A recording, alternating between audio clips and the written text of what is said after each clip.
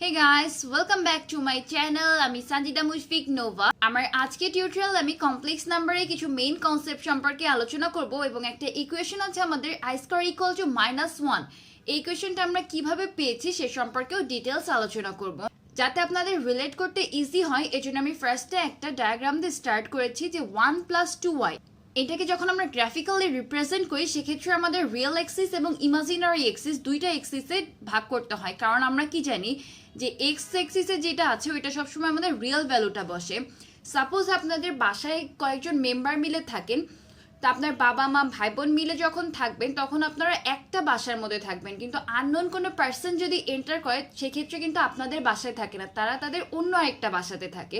Real number আর imaginary নাম্বারটাও সেমভাবেই আমরা এক্সিসটাকে define করে নিয়েছি। ধরেন যে এটা একটা ফ্যামিলির অনেকগুলো মেম্বার, আর এই ইমাজিনারি অর্থাৎ +2y যে পার্টটা আছে এটা কিন্তু অন্য ফ্যামিলি, তাহলে ও অবশ্যই অন্য বাসাতে থাকবে।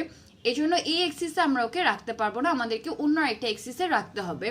তাহলে 1 আমাদের আসলো এই পয়েন্টটা, আর 2y যেহেতু ইমাজিনারি এক্সিসে আমি i, 2i, 3i এভাবে ডিফাইন করে নিয়েছিলাম, তাহলে 2yটা আমার আসবে এই পয়েন্টটা।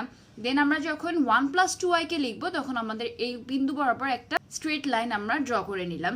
এখন আমরা যখন 1 লিখি তখন আমরা এই পয়েন্টে ড্র করি, আর যখন -1 কে নেই তখন আমাদেরকে এই পয়েন্টটা সিলেক্ট করতে হয়। দ্যাট মিনস -1 দিয়ে যখনই আমরা কোনো কিছুকে মাল্টিপ্লাই করি আমাদের 180 ডিগ্রি রোটেশন হয়ে যায় কাউন্টার ক্লকওয়াইজ। সাপোজ 2 থেকে যদি আমরা -2 যেতাম সেক্ষেত্রেও আমাদের 180 ডিগ্রি রোটেশন হয়ে যেত। বাট এখন কোয়েশ্চেন হচ্ছে, সাপোজ আমরা যদি চাই যে 180 ডিগ্রি রোটেশন না করে আমরা 90 ডিগ্রি রোটেট করব, সেক্ষেত্রে আমরা কিভাবে রোটেট করব? তখন কি রিয়েল নাম্বার দিয়ে রোটেট করা যাবে? এই টাইপের কোয়েশ্চেন অনেক সময় আমাদের মাথায় আসে, কিন্তু এটার অ্যান্সার হচ্ছে না, যাবে না। রিয়েল নাম্বার দিয়ে কখনো 90 ডিগ্রি রোটেট আপনারা করতে পারবেন না। 90 ডিগ্রি রোটেট করতে হলেই আমাদেরকে ইমাজিনারি নাম্বারের হেল্প নিতে হবে। অর্থাৎ যখনই আমরা i দিয়ে মাল্টিপ্লাই করব তখন আমাদের 90 ডিগ্রি রোটেশনটা চলে আসবে। এই ইমাজিনারি নাম্বারের এই কনসেপ্টটা আমাদের ইলেকট্রিক্যাল ইঞ্জিনিয়ারিংয়েও অনেক সময় এসি সার্কিটের কাজে লাগে। সাপোজ আমাদের অনেক সময় বলা থাকে যে এসি সার্কিটে ভোল্টেজ এবং কারেন্টের মধ্যে ফেজ ডিফারেন্স 90 ডিগ্রি, সেক্ষেত্রে আমরা কমপ্লেক্স নাম্বারের এই কনসেপ্টটাকে ইউজ করে বিভিন্ন ডায়াগ্রাম ড্র করে থাকি। অর্থাৎ আমাদেরকে যদি এরকম 2i এটা ড্র করতে বলা হয় তখন আমরা এখান থেকে just 90 degree counter clockwise rotate করব, অর্থাৎ এই পয়েন্টে চলে আসলে আমাদের এটা হয়ে যাবে 2i। আবার এই 90 ডিগ্রি কনসেপ্টটা ইউজ করে কিন্তু আমরা মূলত i স্কয়ার ইকুয়াল টু -1 এটা পেয়েছি।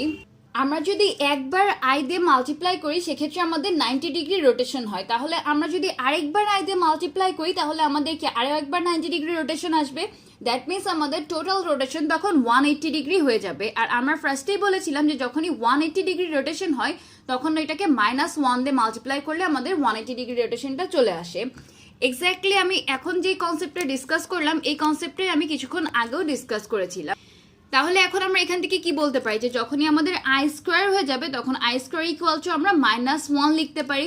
i স্কয়ার ইকুয়াল টু -1 এই কনসেপ্টটা মূলত এভাবেই এসছে। ডিফারেন্ট টাইপের ম্যাথ প্রবলেম সলভ করার সময় আমরা অনেকেই ইউজ করে থাকি যে i স্কয়ার ইকুয়াল টু -1, কিন্তু আমরা অনেকে না বুঝে করি যে এটা কেন আমরা এভাবে ইউজ করলাম। আমি আমার প্রিভিয়াস একটা টিউটোরিয়ালে এই ফর্মুলাটা ইউজ করে কিছু ম্যাথ প্রবলেম সলভ করেছিলাম, আমি ডেসক্রিপশন বক্সে লিঙ্কটা দিয়ে রাখবো, আপনারা চাইলে দেখতে পারেন।